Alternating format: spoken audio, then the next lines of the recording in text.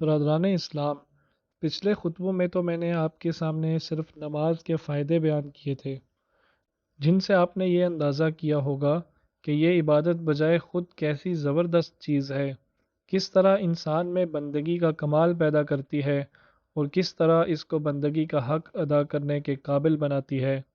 اب میں آپ کو نماز با جماعت کے فائدے بتانا چاہتا ہوں، جنہیں سن کر آپ اندازہ کریں گے کہ اللہ تعالیٰ نے اپنے فضل اور احسان سے کس طرح ایک ہی چیز میں ہمارے لیے ساری نعمتیں جمع کر دی ہیں۔ اول تو نماز خود ہی کیا کم تھی کہ اس کے ساتھ جماعت کا حکم دے کر اس کو دو آتشہ کر دیا گیا اور اس کے اندر وہ طاقت بھر دی گئی جو انسان کی کایا پلٹ دینے میں اپنا جواب نہیں رکھتی۔ نماز کن صفات کو پیدا کرتی ہے؟ پہلے آپ سے یہ کہہ چکا ہوں کہ زندگی میں ہر وقت اپنے آپ کو خدا کا بندہ سمجھنا اور فرما بردار غلام کی طرح مالک کی مرضی کے تابع بن کر رہنا اور مالک کا حکم بجا لانے کے لیے ہر وقت تیار رہنا اصلی عبادت ہے، اور نماز اسی عبادت کے لیے انسان کو تیار کرتی ہے۔ یہ بھی آپ کو بتا چکا ہوں کہ اس عبادت کے لیے انسان میں جتنی صفات کی ضرورت ہے وہ سب نماز پیدا کرتی ہے۔ بندگی کا احساس، خدا اور اس کے رسول اور اس کی کتاب پر ایمان، آخرت کا یقین، خدا کا خوف، خدا کو عالم بالغیب جاننا اور اس کو ہر وقت اپنے سے قریب سمجھنا، خدا کی فرما برداری کے لیے ہر حال میں مستعد رہنا، خدا کے احکام سے واقف ہونا، یہ اور ایسی تمام صفتیں نماز آدمی کے اندر پیدا کر دیتی ہے جو اس کو صحیح معنوں میں خدا کا بندہ بنانے کے لیے ضروری ہیں۔ مگر آپ ذرا غور سے دیکھیں تو آپ کو معلوم ہو جائے گا کہ انسان اپنی جگہ خواہ کتنا ہی کامل ہو، وہ خدا کی بندگی کو پورا حق ادا نہیں کر سکتا جب تک کہ دوسرے بندے بھی اس کے مددگار نہ ہوں۔ خدا کے تمام احکام بجا نہیں سکتا جب تک کہ وہ بہت سے لوگ جن کے ساتھ دن رات اس کا رہنا سہنا ہے، جن سے ہر وقت اس کو معاملہ پیش آتا ہے، اس فرما برداری میں اس کا ساتھ نہ دیں۔ آدمی دنیا میں اکیلا تو پیدا نہیں ہوا ہے، نہ اکیلا رہ کر کوئی کام کر سکتا ہے۔ اس کی ساری زندگی اپنے بھائی بندوں، دوستوں اور ہمسایوں، معاملہ داروں اور زندگی کے بے شمار ساتھیوں سے ہزاروں قسم کے تعلقات میں جکڑی ہوئی ہیں۔ اللہ کے احکام بھی تنہا ایک آدمی کے لیے نہیں ہیں، بلکہ انہی تعلقات کو درست کرنے کے لیے ہیں۔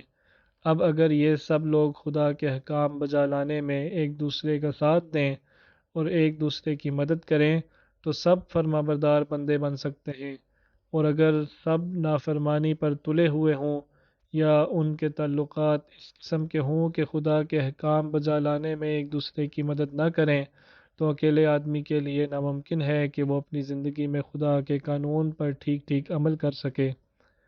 اس کے ساتھ جب آپ قرآن کو غور سے پڑھیں گے تو آپ کو معلوم ہوگا کہ خدا کا حکم صرف یہی نہیں ہے کہ آپ خود اللہ کے مطیع و فرما بردار بندے بنیں، بلکہ ساتھ ساتھ یہ حکم بھی ہے کہ دنیا کو خدا کا مطیع و فرما بردار بنائیں، دنیا میں خدا کے قانون کو پھیلائیں اور جاری کریں، شیطان کا قانون جہاں جہاں چل رہا ہو اس کو مٹا دیں اور اس کی جگہ اللہ وحدہ لا شریک کے قانون کی حکومت قائم کریں۔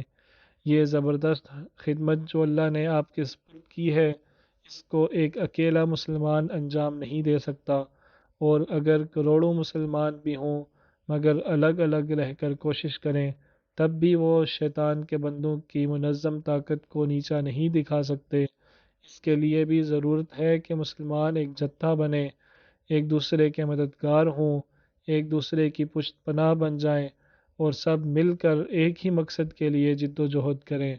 پھر زیادہ گہری نظر سے جب آپ دیکھیں گے تو یہ بات آپ پر کھلے گی کہ اتنے بڑے مقصد کے لیے فقط مسلمانوں کا مل جانا ہی کافی نہیں، بلکہ اس کی ضرورت بھی ہے کہ یہ مل جانا بالکل صحیح طریق پر ہو، یعنی مسلمانوں کی جماعت اس طرح بنے کہ ایک دوسرے کے ساتھ ان کے تعلقات ٹھیک ٹھیک جیسے ہونے چاہیے ویسے ہی ہوں، ان کے آپس کے تعلق میں کوئی خرابی نہ رہنے پائے، ان میں پوری یکجہتی ہو، وہ ایک سردار کی اطاعت کریں، اس کے حکم پر حرکت کرنے کی عادت ان میں پیدا ہو، اور وہ یہ بھی سمجھ لیں کہ اپنے سردار کی فرما برداری انہیں کس طرح اور کہاں تک کرنی چاہیے اور نافرمانی کے مواقع کون سے ہیں۔ ان سب باتوں کو نظر میں رکھ کر دیکھیے کہ نماز باجماعت کس طرح یہ سارے کام کرتی ہے۔ حکم ہے کہ اذان کی آواز سن کر اپنے کام چھوڑ دو اور مسجد کی طرف آ جاؤ۔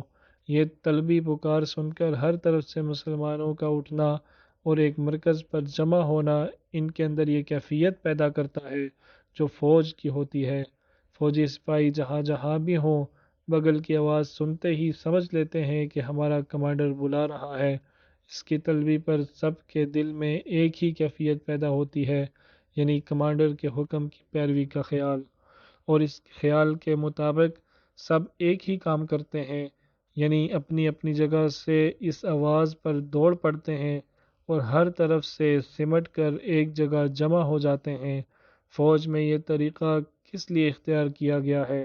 اسی لیے کہ اول تو ہر سپاہی میں الگ الگ حکم ماننے اور اس پر مستعدی کے ساتھ عمل کرنے کی خصلت اور عادت پیدا ہو، اور پھر ساتھ ہی ساتھ ایسے تمام فرما بردار سپاہی مل کر ایک گروہ، ایک جتھا، ایک ٹیم بن جائے، اور ان میں یہ عادت پیدا ہو جائے کہ کمانڈر کے حکم پر ایک ہی وقت میں ایک ہی جگہ سب جمع ہو جایا کریں، تاکہ جب کوئی مہم پیش آئے تو ساری فوج ایک آواز پر ایک مقصد کے لیے اکٹھی ہو کر کام کر سکے۔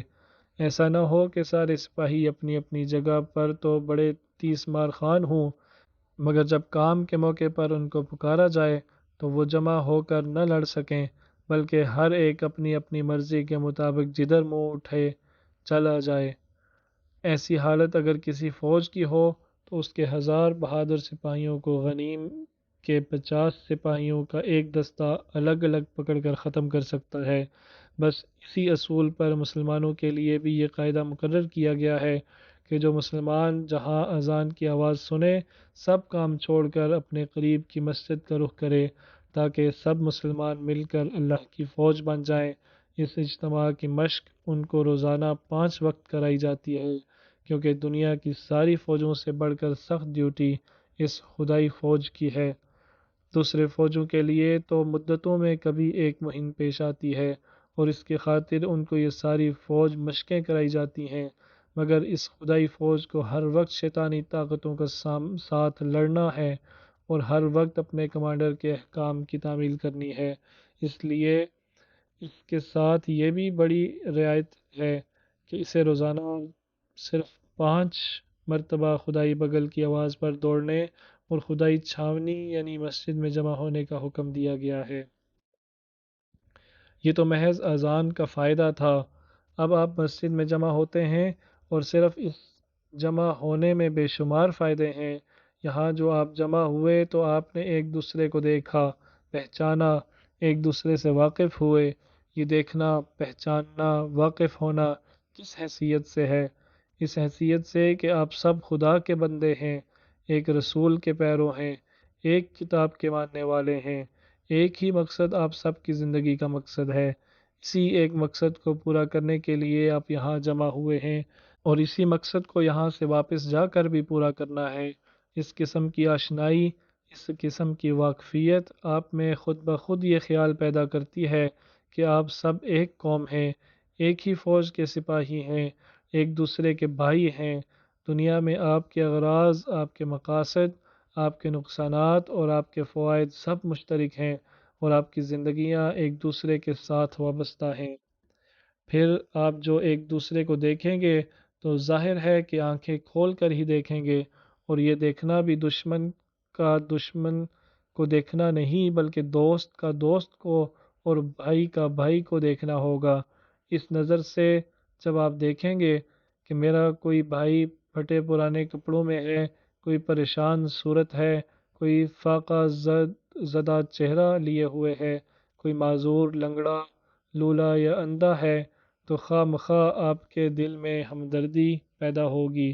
آپ میں سے جو خوشحال ہیں وہ غریبوں اور بے کسوں پر رحم کھائیں گے، جو بدحال ہیں انہیں امیروں تک پہنچنے اور ان سے اپنا حال کہنے کی ہمت پیدا ہوگی، کسی کے متعلق معلوم ہوگا کہ بیمار ہے یا کسی مصیبت میں پھنس گیا ہے، اس لیے مسجد میں نہیں آیا، تو اس کی عیادت کو جانے کا خیال پیدا ہوگا۔ کسی کے مرنے کی خبر ملی تو سب مل کر اس کے لیے نماز جنازہ پڑھیں گے اور غم زدہ عزیزوں کے غم میں شریک ہوں گے۔ یہ سب باتیں آپ کی باہمی محبت کو بڑھانے والی اور ایک دوسرے کی مددگار بنانے والی ہیں۔ اس کے بعد اور ذرا غور کیجئے، یہاں جو آپ جمع ہوئے ہیں تو ایک پاک جگہ، پاک مقصد کے لیے جمع ہوئے ہیں۔ یہ چوروں اور شرابیوں اور جوئے بازوں کا اجتماع نہیں ہے کہ سب کے دل میں ناپاک ارادے بھرے ہوئے ہوں۔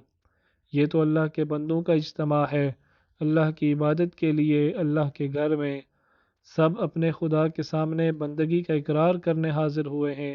ایسے موقع پر اول تو ایماندار آدمی میں خود ہی اپنے گناہوں پر شرمندگی کا احساس ہوتا ہے، لیکن اگر اس نے کوئی گناہ اپنے دوسرے بھائی کے سامنے کیا تھا اور وہ خود بھی یہاں مسجد میں موجود ہے تو محض اس کی نگاہوں کا سامنا ہو جانا ہی اس کے لیے کافی ہے کہ گناہگار اپنے دل میں کٹ کٹ جائے۔ اور اگر کہیں مسلمانوں میں ایک دوسرے کو نصیحت کرنے کا جذبہ بھی موجود ہو اور وہ جانتے ہوں کہ ہمدردی اور محبت کے ساتھ ایک دوسرے کی اصلاح کس طرح کرنی چاہیے، تو یقین جانیے کہ یہ اجتماع انتہائی رحمت اور برکت کا موجب ہے۔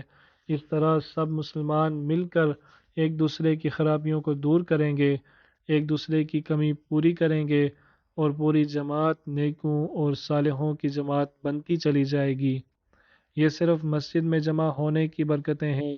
اس کے بعد یہ دیکھیے کہ جماعت کے ساتھ نماز ادا کرنے میں کتنی برکات پوشیدہ ہیں۔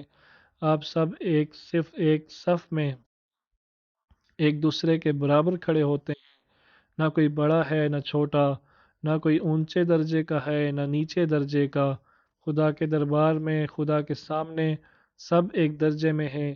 کسی کا ہاتھ لگنے اور کسی کے چھو جانے سے کوئی ناپاک نہیں ہوتا، سب پاک ہیں، اس لیے کہ سب انسان ہیں، ایک خدا کے بندے ہیں اور ایک ہی دین کے ماننے والے ہیں۔ آپ میں خاندانوں اور قبیلوں اور ملکوں اور زبانوں کا بھی کوئی فرق نہیں۔ کوئی سید ہے، کوئی پٹھان ہے، کوئی راجپوت ہے، کوئی جاٹ ہے، کوئی کسی ملک کا رہنے والا ہے، کوئی کسی ملک کا، کسی کی زبان کچھ ہے اور کسی کی کچھ، مگر سب ایک صف میں کھڑے خدا کی عبادت کر رہے ہیں۔ اس کے معنی یہ ہیں کہ سب ایک قوم ہیں۔ یہ حسب نسب اور برادریوں اور قوموں کی تقسیم سب جھوٹی ہے۔ سب سے بڑا تعلق آپ کے درمیان خدا کی بندگی و عبادت کا تعلق ہے۔ اس میں جب آپ سب ایک ہیں تو پھر کسی معاملے میں بھی کیوں الگ ہوں؟ پھر جب آپ ایک صف میں کندھے سے کندھا ملا کر کھڑے ہوتے ہیں تو یہ معلوم ہوتا ہے کہ ایک فوج اپنے بادشاہ کے سامنے خدمت کے لیے کھڑی ہے۔ صف باندھ کر کھڑے ہونے اور مل کر ایک ساتھ حرکت کرنے سے آپ کے دلوں میں یکجہتی پیدا ہوتی ہے۔ آپ کو یہ مشق کرائی جاتی ہے کہ خدا کی بندگی میں اس طرح ایک ہو جاؤ کہ سب کے ہاتھ ایک ساتھ اٹھیں اور سب کے پاؤں ایک ساتھ چلیں، گویا آپ 10 20 یا 100 یا 1000 آدمی نہیں بلکہ مل کر ایک آدمی کی طرح بن جائیں۔ اس جماعت اور اس صف بندی کے بعد آپ کیا کرتے ہیں؟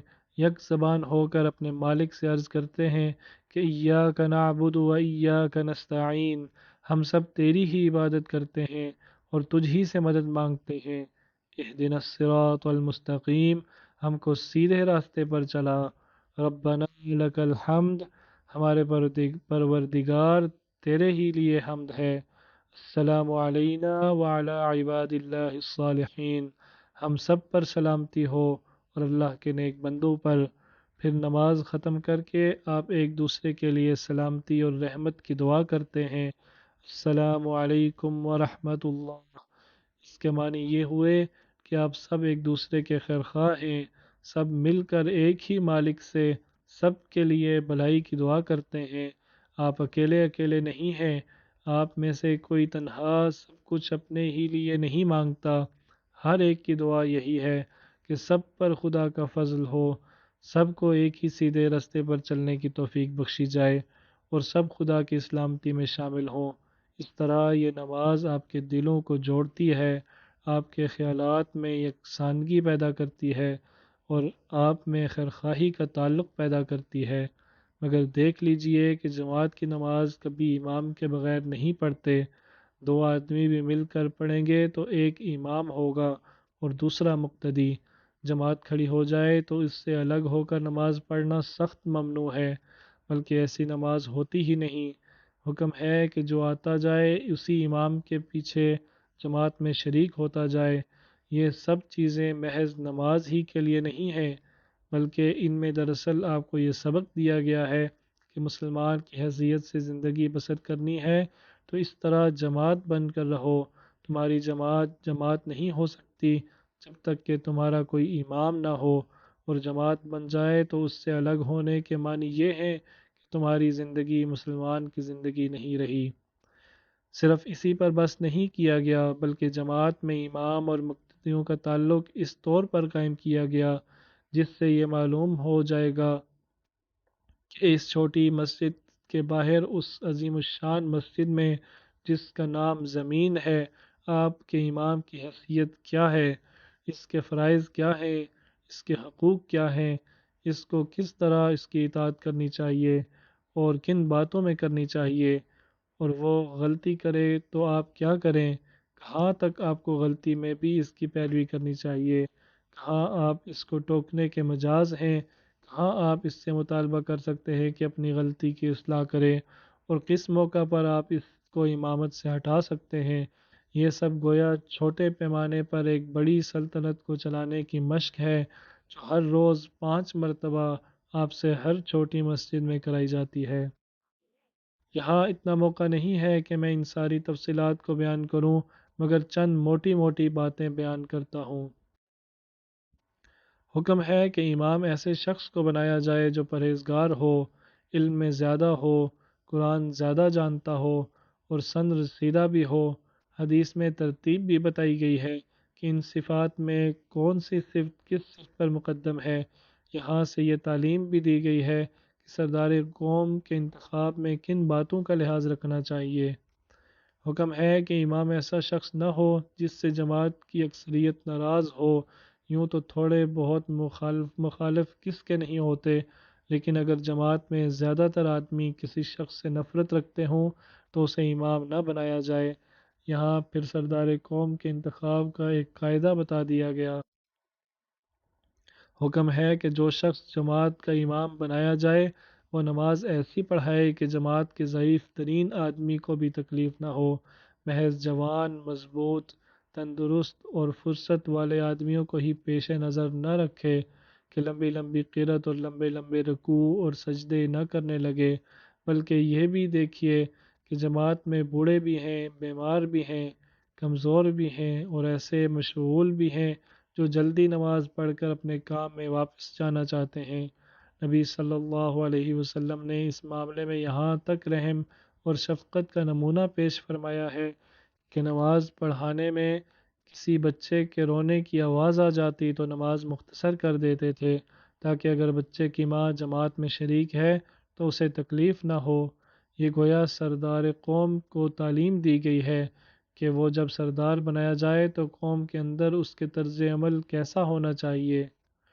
حکم ہے کہ امام کو نماز پڑھانے میں کوئی حادثہ پیش آ جائے جس کی وجہ سے وہ نماز پڑھانے کے قابل نہ رہے تو فوراً ہٹ جائے اور اپنی جگہ پیچھے کے آدمی کو کھڑا کر دے۔ اس کے معنی یہ ہے کہ سردار قوم کا بھی یہی فرض ہے کہ جب وہ سرداری کے قابل اپنے آپ کو نہ پائے تو اسے خود ہٹ جانا چاہیے اور دوسرے اہل آدمی کے لیے جگہ خالی کر دینی چاہیے۔ اس میں نہ شرم کا کوئی مقام ہے اور نہ خود غرضی کا۔ حکم ہے کہ امام کے فعل کی سختی کے ساتھ پابندی کرو۔ اس کی حرکت سے پہلے حرکت کرنا سخت ممنوع ہے، یہاں تک کہ جو شخص امام سے پہلے رکوع یا سجدے میں جائے اس کے متعلق حدیث میں آیا ہے کہ وہ گدھے کی صورت میں اٹھایا جائے گا۔ یہاں گویا قوم کو سبق دیا گیا ہے کہ اپنے سردار کی اطاعت کس طرح کرنی چاہیے۔ امام اگر نماز میں غلطی کرے، مثلاً جہاں اسے بیٹھنا چاہیے تھا وہاں کھڑا ہو جائے یا جہاں کھڑا ہونا چاہیے تھا وہاں بیٹھ جائے، تو حکم ہے کہ سبحان اللہ کہہ کر اس غلطی پر تنبیہ کرو۔ سبحان اللہ کے معنی ہے اللہ پاک ہے، امام کی غلطی پر سبحان اللہ کہنے کا مطلب یہ ہوا کہ غلطی سے تو صرف اللہ ہی پاک ہے، تم انسان ہو، تم سے بھول چوک ہو جانا کوئی تعجب کی بات نہیں ہے۔ یہ طریقہ ہے امام کو ٹوکنے کا، اور جب اس طرح اسے ٹوکا جائے تو اس کو لازم ہے کہ بلا کسی شرم و لحاظ کے اپنی غلطی کی اصلاح کرے۔ البتہ اگر ٹوکے جانے کے باوجود امام کو یقین ہو کہ اس نے صحیح فعل کیا ہے تو وہ اپنے یقین کے مطابق عمل کر سکتا ہے، اور اس صورت میں جماعت کا کام یہ ہے کہ اس عمل کو غلط جاننے کے باوجود اس کا ساتھ دے۔ نماز ختم ہونے کے بعد مقتدی حق رکھتے ہیں کہ امام پر اس کی غلطی ثابت کریں اور نماز دوبارہ پڑھانے کا اس سے مطالبہ کریں۔ امام کے ساتھ جماعت کا یہ برتاؤ صرف ان حالات کے لیے ہے جب کہ غلطی چھوٹی چھوٹی باتوں میں ہو، لیکن اگر امام سنت نبوی کے خلاف نماز کی ترتیب بدل دے، یا نماز میں قرآن جان بوجھ کر غلط پڑھے، یا نماز پڑھاتے ہوئے کفر و شرک یا صریح گناہ کا ارتکاب کرے، تو جماعت کا فرض ہے کہ اسی وقت نماز توڑ کر اس امام سے الگ ہو جائے۔ یہ سب ہدایتیں ایسی ہیں جن میں پوری تعلیم دی گئی ہے کہ تم کو اپنی قومی زندگی میں اپنے سردار کے ساتھ کس طرح پیش آنا چاہیے۔ برادران اسلام، یہ فوائد جو میں نے نماز با جماعت کے بیان کیے ہیں، ان سے آپ نے اندازہ کیا ہوگا کہ اللہ تعالیٰ نے اس ایک عبادت میں جو دن بھر میں 5 مرتبہ چند منٹ کے لیے ادا کی جاتی ہے، کس طرح دنیا اور آخرت کی تمام بھلائیاں آپ کے لیے جمع کر دی ہیں، کس طرح یہی ایک چیز آپ کو تمام سعادتوں سے مالا مال کر دیتی ہے، اور کس طرح یہ آپ کو اللہ تعالیٰ کی غلامی اور دنیا کی حکمرانی کے لیے تیار کرتی ہے۔ اب آپ ضرور سوال کریں گے کہ جب نماز ایسی چیز ہے تو جو فائدے تم اس کے بیان کرتے ہو یہ حاصل کیوں نہیں ہوتے؟ اس کا جواب انشاءاللہ آئندہ خطبے میں دوں گا۔